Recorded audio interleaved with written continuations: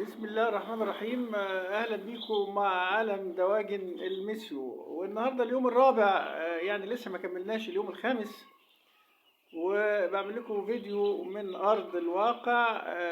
ده المكان اللي أنا بعمل فيه دورة رمضان، وما شاء الله شايفين الانتشار بتاع الكتكوت.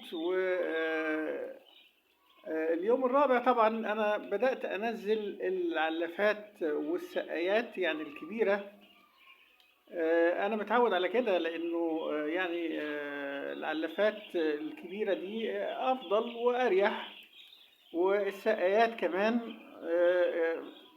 بالنسبة للأطباق أنا ما بفضلهاش، يعني هي 3 أيام بالكتير وابتدي أشيلها بعد طبعا ما بخلط الأطباق بالعلافات بحيث إنهم يتعودوا الأول، وبعد كده أشيل خالص الأطباق يعني بالتدريج. وفي اليوم الخامس بيبقى مفيش أطباق نهائي خالص عندي.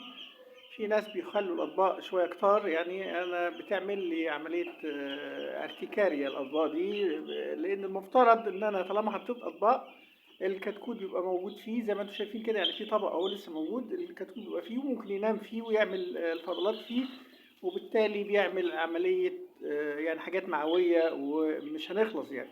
فشلنا الأطباق تدريجي، وفي اليوم الخامس إن شاء الله لما أعمل لكم خلطة الثوم والبصل نبقى نشوفها، هتلاقوا كل حاجة اللي هي العلافات بقى الكبيرة والسقايات اللي موجودة.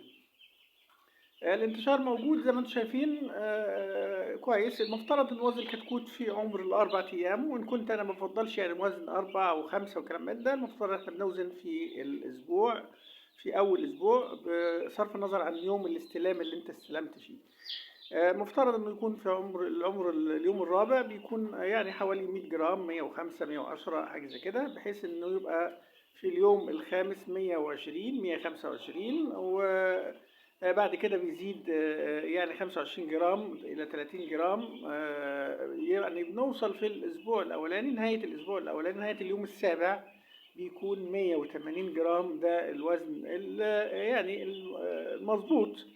انما طبعا ان شاء الله الاوزان بتاعتنا تبقى اعلى من المعدل ده. وزي ما قلت لكم لما نيجي نوزن بنوزن اعداد مش كتكوت واحد. اليوم الرابع بتبتدي تظهر فيه علامات من ورا كده، زي ما قلت لكم بيبقى اختلاف درجات الحرارة والرطوبة. انما والله ما شاء الله انا شايف عندي ما فيش العلامات دي. يمكن كانت في الدورات اللي فاتت بتظهر عندي، بتبقى علامة سودة كده في مؤخرة الفرخ من ورا.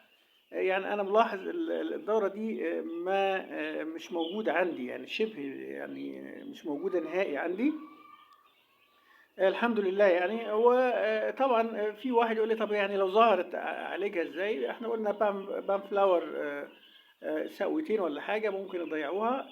أنا حضنت الدورة دي بنيوميسين بلس. والنيوميسين بلس زي ما قلت لكم في الفيديوهات اللي قبل كده بيحتوي على معوي وتنفسي في نفس الوقت، لانه في نيوميسين معوي، وفي اوكسي تتراسيكلين اللي هو التنفسي.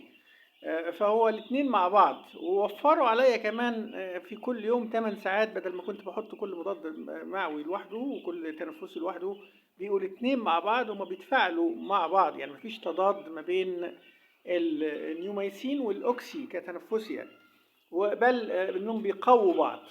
فلازم كده نثقف نفسنا ونعرف احنا بنستخدم ازاي وبنعمل ازاي. فيبدو ان النيوميسين حلو جدا في فترة التحضير، وما ظهرش عندي العلامة اللي هي في عمر اليوم الرابع دي، الحمد لله.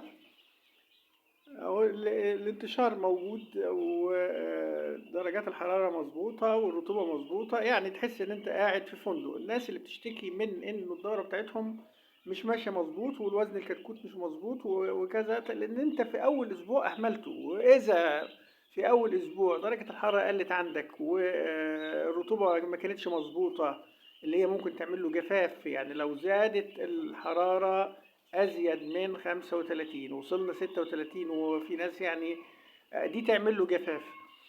لو الرطوبة نزلت عن 35 و40 دي تعمل جفاف للكتكوت. ولذلك لازم الرطوبة في أول 3 4 أيام تبقى يعني ما بين 65 ل70.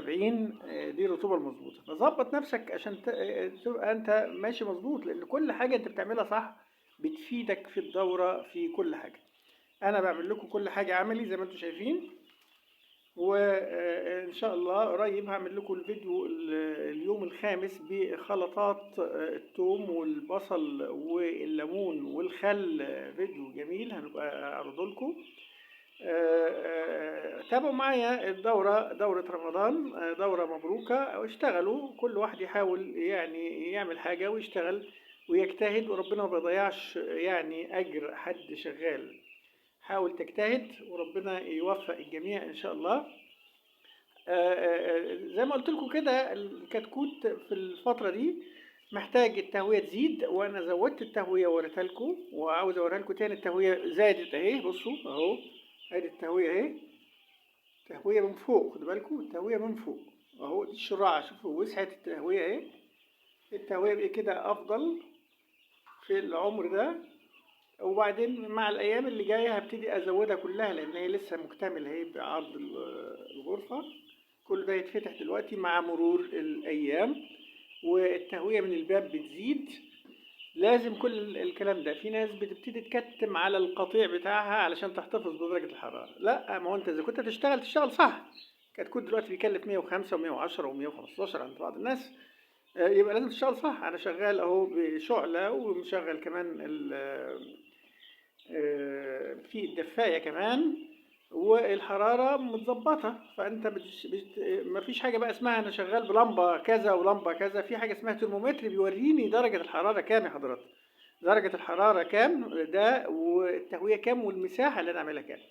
المفترض إن أنا مزود شوية المساحة. أنا بحب المساحة بتاعتي تكون زايدة شوية حتى في الفترات الأولانية، وفي الأعمار الكبيرة كمان لما بتزيد تكون أفضل. المفترض إن إحنا عندنا دلوقتي كل 40 في متر عمر الأسبوع.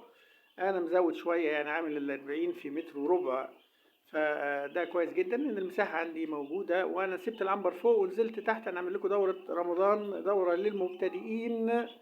وكل حاجة إحنا بنقولها بنعملها لكم على الطبيعة. اعملوا لايك للفيديو يروح لغيركم، واشتركوا في القناة، وكل سنة وانتم طيبين، والسلام عليكم ورحمة الله وبركاته.